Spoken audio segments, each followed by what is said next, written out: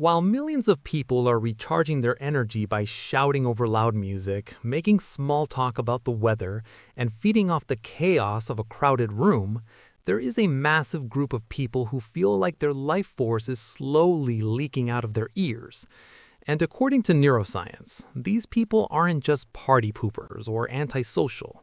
Their brains might actually be processing reality at a completely different cost. Stay with me, because what I'm about to tell you will completely change how you see that urge to leave the party early without saying goodbye. Here's the thing nobody talks about.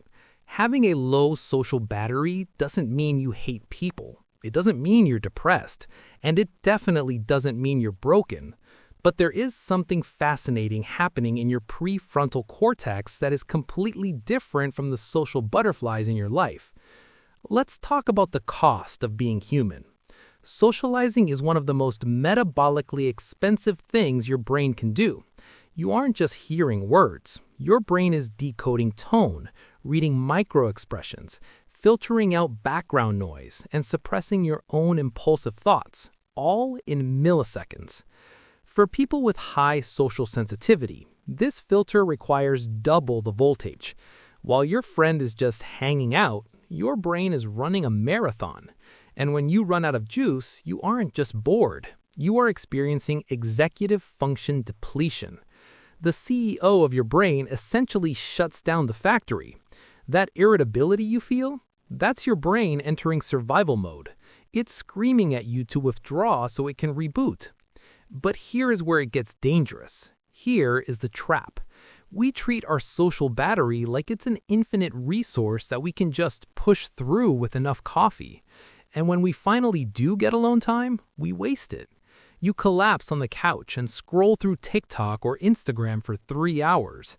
You think you're resting because you aren't talking, but psychologically, you are still socializing.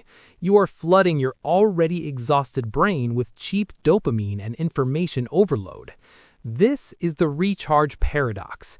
You spend your downtime doing the exact thing that keeps your battery at 1%. You aren't recovering, you're just numbing the exhaustion.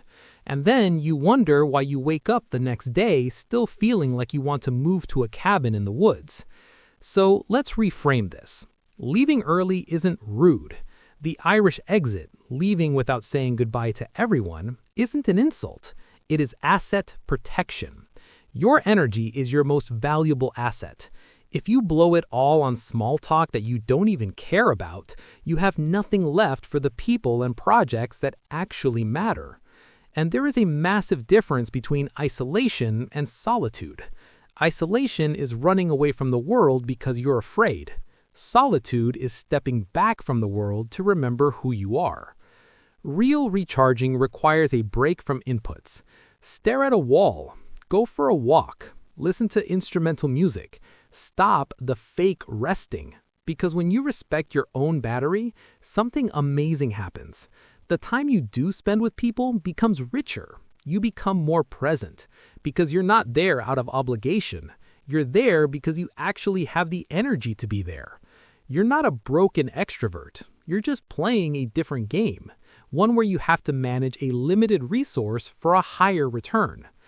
If this resonated with you, if you've ever felt that snap in your brain in the middle of a conversation, hit the like button and consider subscribing to the channel. Remember, protecting your peace isn't selfish, it's necessary. Thanks for watching.